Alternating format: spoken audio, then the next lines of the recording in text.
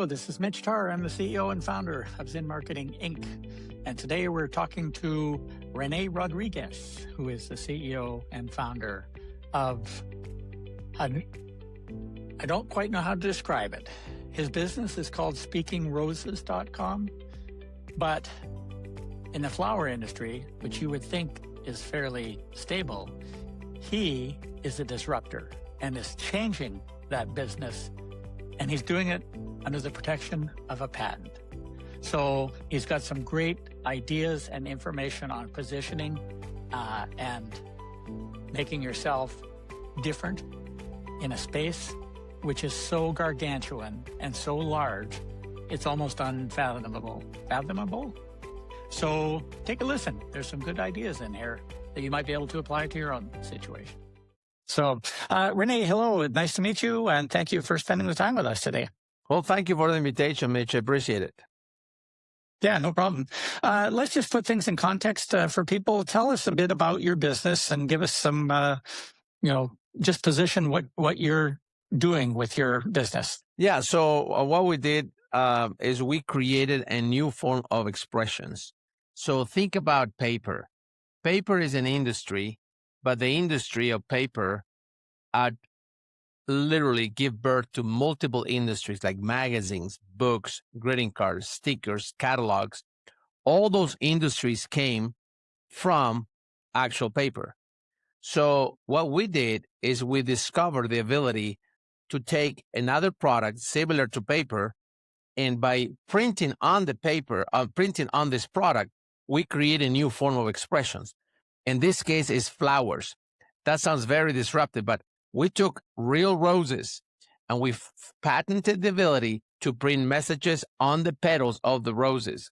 So we learned that by printing on the petals of the roses, we create a new form of expressions. So if we print on the roses with the logo, it becomes a promotional product. If I print the picture of the couple in the roses, it becomes a wedding product. If I print the messages or the logos or the icons of Disney, now it become a Disney product or souvenir. So we realize that the rose becomes the vehicle and the printing becomes the industry. Very interesting. So to me, that means you don't have a traditional competitor then. That is correct. So I create a new category in the space, and where we have learned that by creating a new category, we have multiple challenges, but also the opportunity is much larger. So we went to the biggest trade show promotional products in the world. That was in Las Vegas. And in that trade show, we received the award of the #1 product in the promotional industry. Think about it. Everybody has employees. Everybody has customers. Everybody has an event. So with our flowers, you have now personalized flowers that you have the ability to create messages on them. So here's an example of our product. We print messages on the petals for any type of occasions, and these are 100% real roses, 100% real roses, but they're preserved and they will never die.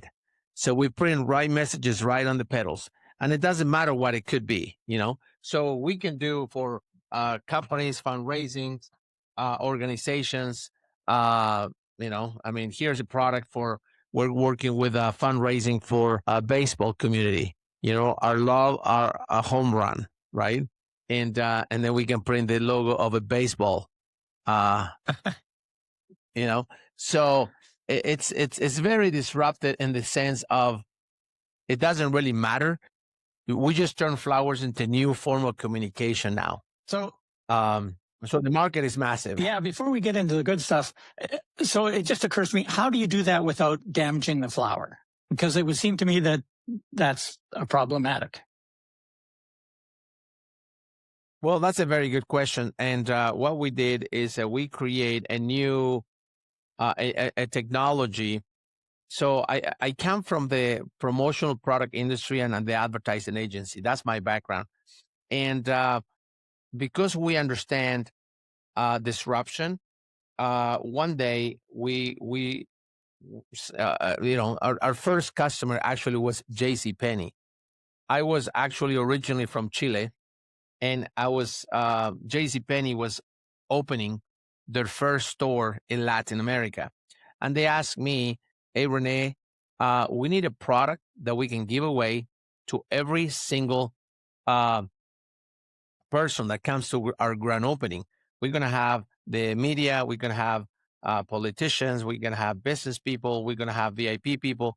What can we give so we can touch their lives in one way or another? We don't want to give anything that is not meaningful to the experience."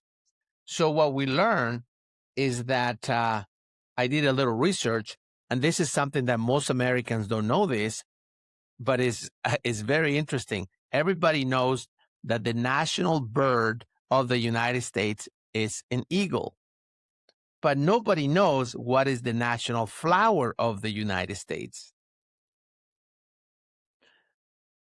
And because of that, you would assume, well, what is it? It's a rose. So I learned that by taking the rose and by printing the message, just because you're special and the logo JCPenney, well, they went crazy with it.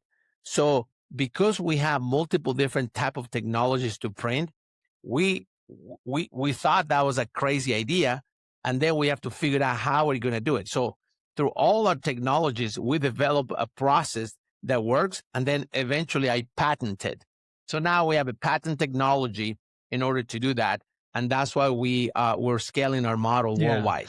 All right. So as a disruptor, though, the market for you could be gargantuan. How do you go about deciding which segments to approach first? Well, that's the biggest challenge of an entrepreneur that think they can do everything, right? So exactly what you said, and what you just told me is after years of experience of somebody that really understand e-commerce or understand the industry, right? So, well, when I started, I didn't know that, so I was selling to everybody. So I got to the point I was selling over 60,000. I was producing over 60,000 stems of roses a day. I don't know if you can comprehend what does that mean. That's huge. But it's huge. And it was absolutely a logistic nightmare. But we learn, of course. So now if you ask me today, I have a specific channel that I'm going after. One of them is the funeral industry. The funeral industry in the United States is around $5 to $10 billion market in flowers alone. And I found a way in how to tap into that industry. And that is something that we're going little by little entering the market because it's absolutely massive. And then the next market is a few specific channels that we know that they're large channels, and it doesn't require all my knowledge or expertise on e-commerce because that's my weakest point. I always been selling this to channels, industries, and specific partnerships. And my weakest point as an entrepreneur is e-commerce. That's why right now, that's the one that I struggle the most because it's so massively big. You got, in e-commerce, you can do it through eBay, you can do it to Amazon, you can do it to TikTok, Meta, and Shopify. And each one of them is absolutely, it's a nightmare because then you get all the advertising elements of it. There's so many different ways. So because it's so big, I personally, what I did, I got to the point in life that I realized, do I want to learn on my own or do I want to learn by somebody already have done it? So I went to people that already done it and I cut a deal with them and I let them manage that. And then we work on a rev share model because it's so, I can figure it out, but the time that it takes me to figure things out is going to be way longer. I'd rather to focus on my big ticket items that they're working really well. I have the distributor model, I have a licensing model, and then I have channels that I work with specifically. And then the e-commerce is actually my my last channel. And that's why I don't have control over that. I'm just working through one of our partnership with them because it's the one with more potential because I can control everything, but it's the one that I personally am less familiar with it because I don't know how to do it. You know, I mean, it's a I don't have the expertise. How long has this journey been? We started this in 2002. So when I started this, I was selling directly online. At that moment, that's the only thing we did. We were selling online and it was way easier by that moment, 2002, 2003, 2004, 2005, 2006, and 7 and 8. And then in 2008, that's when we were just having so much volume and our growth was challenged by the logistics. So that's why I moved towards a licensing model, where in a sense, we license our know-how, our technology, our everything, and then we start expanding. That's how we expand in over 25 different countries. So replicate the model that we have learned in the United States. And that model works really well for many, many years. But then now I learned other lessons, of course, that I was, with the licensing model, you're not in control 100% of the marketing. You're not in control 100% into the strategy. So you have to depend a lot into other, distributors, licensees, in order for you to grow your market. So I reorganized everything, and now I'm going into a model that I actually wants to become the branded element, the branded category in the flower industry. Yeah. So how did you go about, or how are you going about? Again, to me, this is an issue of allocating resources. More licensing or more distributors or more direct to consumer, allocating resources. How do you go about deciding where to spend your time or where to put your money in these different growth areas?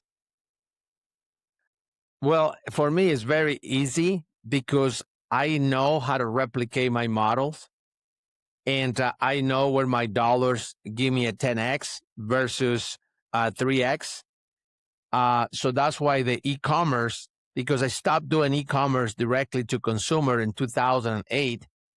I'm not, I don't have that experience. So when I just came back last year to e-commerce, it was a whole different world, which for me, I thought, wow, I don't want to learn this on my own. I rather to go with experience. That's why what I decided to do is understand what channels I can grow quicker, faster, and better that I'm already familiar with it. And that's distributors, licensees, and channels.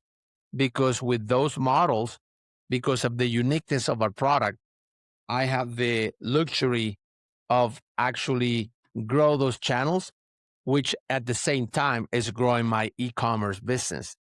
But I'm not depending 100% on the e-commerce.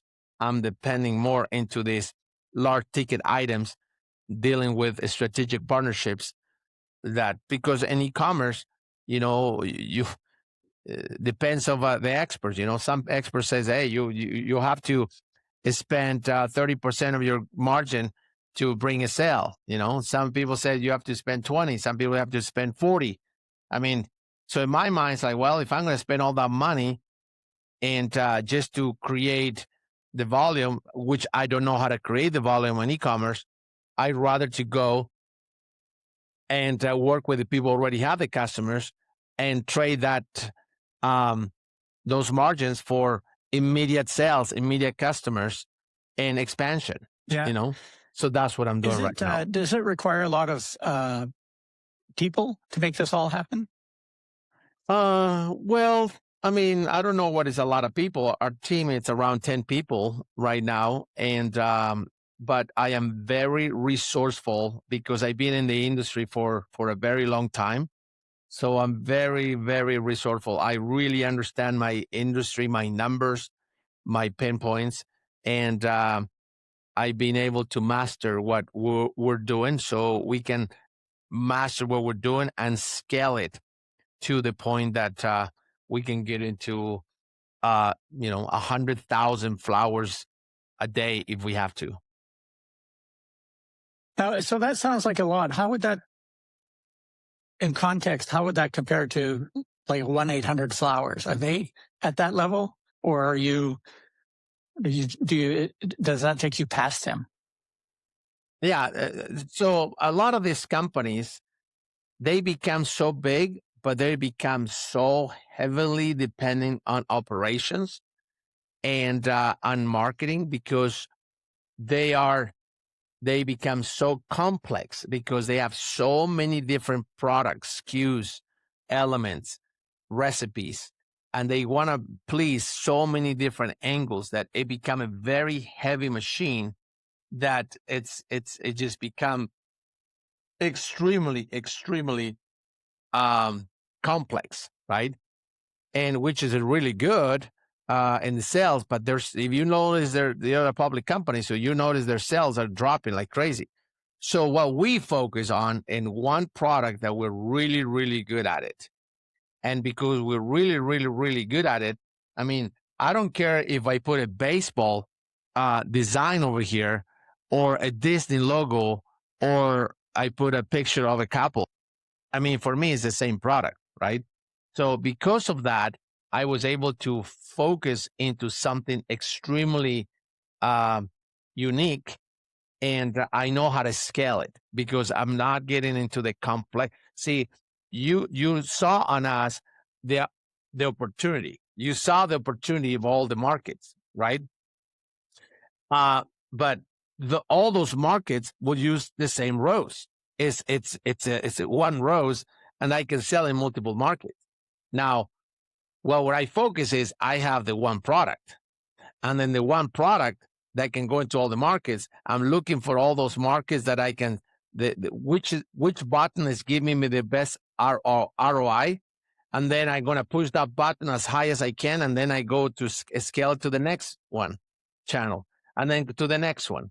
And that's how I'm going to be able to become, because after I do that, then I can introduce other alternatives.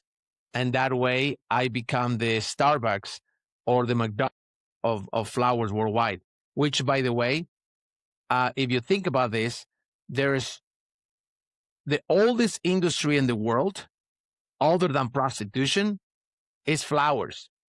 Nobody can fact check me on this one, but Adam gave flowers to Eve in the Garden of Eden. So, right? So because of that, but it's the only industry in the planet that doesn't have a brand. How is that possible? How is that possible? So that just blows my mind. So with our product, we have the ability to enter industries that the world has never seen it before. Never. I've been able to go and speak into multiple different trade shows and conferences to florists, and I don't even know how to put an arrangement together. Well, the difference is I just understand what markets are the ones that you cannot enter without a logo on it, or without a message on it, or without the personalization on it. I understand those markets very well, and I understand when people are buying something. For example, Disney, alone, they were not selling flowers because flowers are cute. They were selling Disney flowers because people of Disney will buy whatever they have with Disney, from underwear to socks, right? Well, the vehicle of flowers is extremely disruptive. And I'm the only one in the world can do this because I have the patents and I have the knowledge and the experience in how to scale that. So the same way somebody buys Disney flowers, they can buy NFL flowers, NBA flowers, university flowers, Snoopy flowers, Elvis Presley flowers. All those are customers that we deal in the past with them, right? And now we are with our new line that is a preserved real rose that they last forever. These are real. Look at this. Now we're getting into the funeral industry. But here's a petal, for example. If you can see this petal, this is 100% real petal. I'm going to break this petal so you can kind of see it.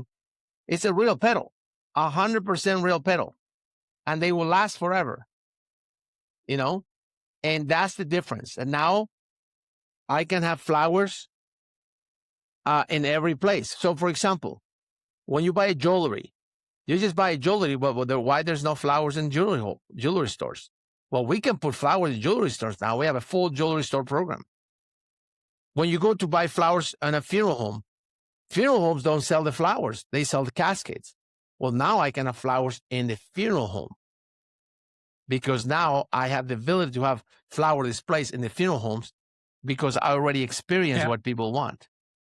So, and you understand the model.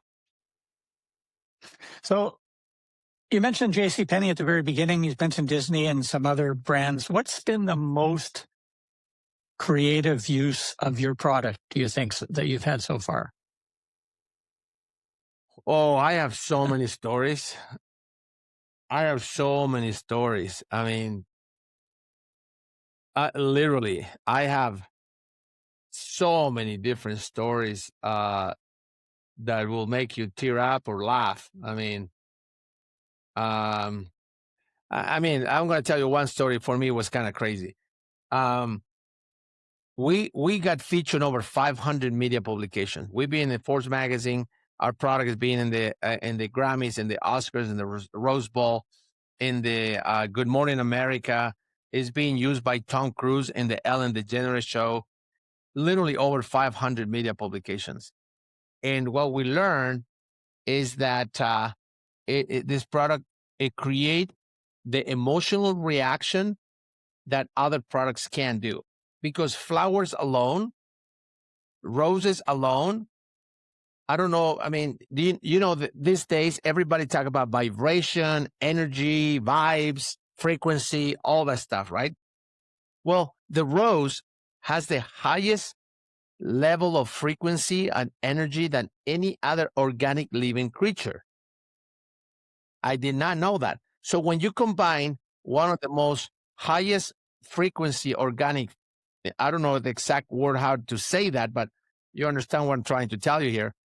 When you combine it with humans' emotions, now you create a product that is absolutely impossible to not get touched by it, So we have learned that a lot of people use this product as a way of communication.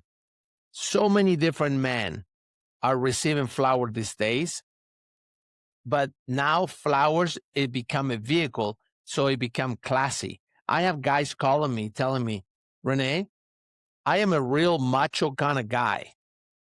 I never deal with any of this decoration or flower. This is, for me, is all feminine. But he said, I received flowers for the first time in my life, and I never felt more mentally and more human in my life with a gift, because the roses has a special meaning and a special phrase that touches heart, right? I with our flowers, when we're encouraging dads to be the first man of their daughter's life to give flowers, and daughters can now keep that memory forever, because the dad was the first guy that gave flowers to their daughter. I have a guy that want to propose, will you marry me? And he was from Canada. And at that point, we did not have any distributors or licensees in Canada. And he wants to propose. At this time, we only sell the fresh flowers. We did not have the preserved flowers by this time. So he actually called me. He said, okay, because we couldn't send it because of customs, and the flowers could get hauled in customs.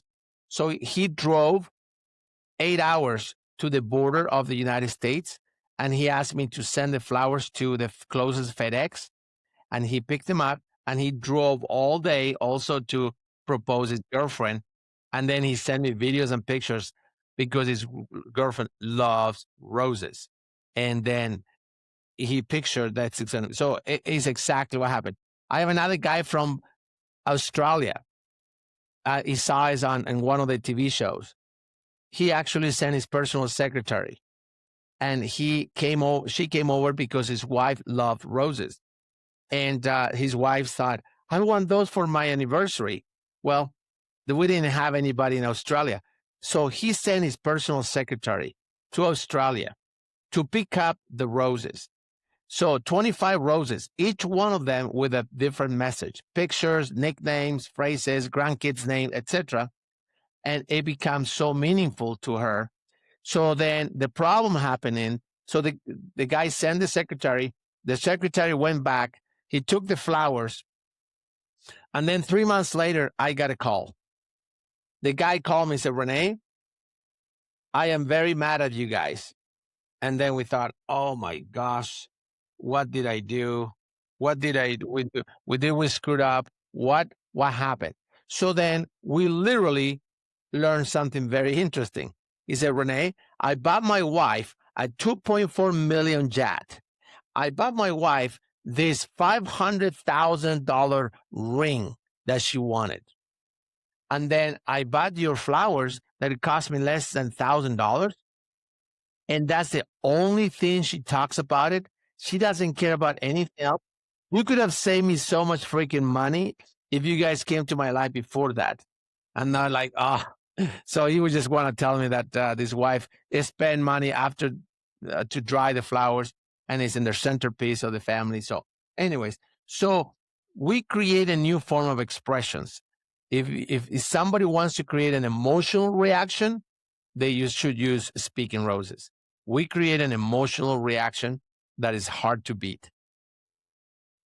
That is excellent. Those stories are excellent. It's clear to me that you have kept your focus on how to grow, because we've seen many organizations presented with that same opportunity and they just lose their minds because there's so many places to go and so many ways to get to the market and so many markets to reach. And, being able to, I think, maintain the focus that you have had has been that's been a real smart thing to do. Well, it didn't came with lessons, of course. Of course, I make a lot of mistakes, but, we were able to pivot it back and focus more. So I would ask you then, just in closing, if you were to roll back the clock a bit, a year or two or 10, what advice would you give yourself of things to look out for or to pay attention to or to, they should be on the lookout for in the area of marketing a business like yours? I will, the number one advice what I will give to people is,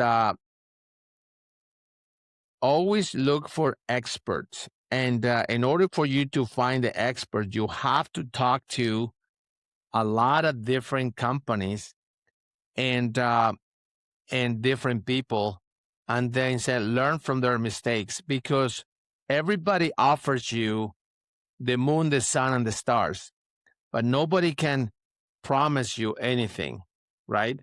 And I got to the point right now that if you're good at what you do and you believe in what you do and you're willing to show me that what you can do, then let's do a test. And if you perform, we can work together. But if you don't perform, I'm not going to lock in because you have good intentions. I don't care about your good intentions. I have a good product. I just want to know if you know how to sell my product. And if you're not comfortable with it and not willing to pay the price to earn my business, how can we going to have a good relationship if you just want me to dump all the money, but you're not willing to do the test with me? That's why I'm being hesitant to jump into full gate, because I've seen so many fake companies, marketers, that they call themselves marketers, that in reality have no freaking clue and idea. They have a lot of good intentions, but they don't understand marketing. They don't understand. They don't understand, especially a product like mine. It was crazy to me that everybody's promising me the moon, the sun, and the stars. But and I realized that you need to understand your product, and you need to have somebody that understands your product. Why? Because for example, if I'm talking to about, for example, here's another one. I don't know, you can see it like here, but with the New York Yankees, you know. So then, so when you start thinking about my product has color variations, okay? Well, color variations, then I have, if I said I love you, well, and then I have 10 products, and then I have 5 colors. You know how many SKUs that's going to be? You know how many? So when I realize when I start understanding my challenge, and then I start asking those questions to the guys, the gurus, and I realize they have no freaking clue and idea what to tell me, I learned very quickly that these guys, they understand this much of marketing, instead of just somebody's like, no, Rene, you need to do this. You need to do this. This is what you need to do, because this is what we learn. Somebody with experience. And that's what I'm all about now, experience. And somebody experience, I can tell very quickly if somebody has experience or they just have a lot of wishes. Yeah, no, totally understand. How about other pieces of advice you would give your younger self? I think I will give the advice that I will give is, like you said, find one channel and master the channel. And master that channel and become, I know there's very tempting to go into a lot of different markets, but if you focus in one channel, well, find the one that analyze it, which one could give you the best ROI, and just push that button and see how far you can take it.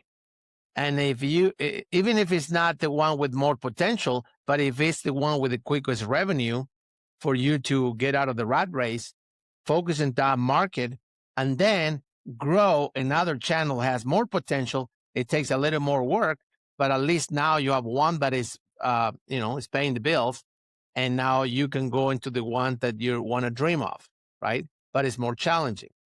So, but yeah, just focus in one market, one channel, make it simple, and by these days, use AI like you cannot believe. Become an expert in AI. If you're not expert in AI, an entrepreneur, you're already dead. Yeah, literally. No, that's really good advice and exceptionally hard to do, especially for entrepreneurs that have a attention deficit disorder. Sometimes that they like to chase the shiny new thing, and grass is always greener.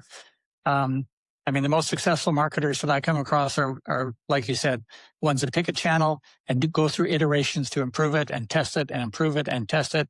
And then they have a benchmark to put the next channel against. And you do that 10 times successfully, and you've got a really good foundation in marketing. So that's super advice. 100%. I think we'll leave it there. There's so much to process. I really appreciate your time and sharing with us about your business. You have an excellent place in the world, especially as a disruptor with a patent. Like, I'm totally envious of that. Yep, and you watch out. We're coming with one of the most disrupted products for the industry that the world have never seen it before. And you will see it on the news, because it's today, almost 70% of Americans get cremated, and they will need one of my products, because our product is completely disrupted like nobody have ever seen it in the last 2,024 years. That's 26 years the world been around. Well, a lot longer than that, but yeah. Well, we'll certainly watch for it. I hope you enjoyed that and found some information in there that is actionable and helps you to grow your business. As you may or may not know, it's in marketing. We've been doing email marketing for companies for 18 years now, and we know a thing or two because we've learned a thing or two. But I want to make you an offer. The first thing we do when we take on a new e-commerce client is to build out their welcome series. It's not flashy, but it is consistently one of the largest revenue generators of all the flows that we install, and most brands don't have a good one.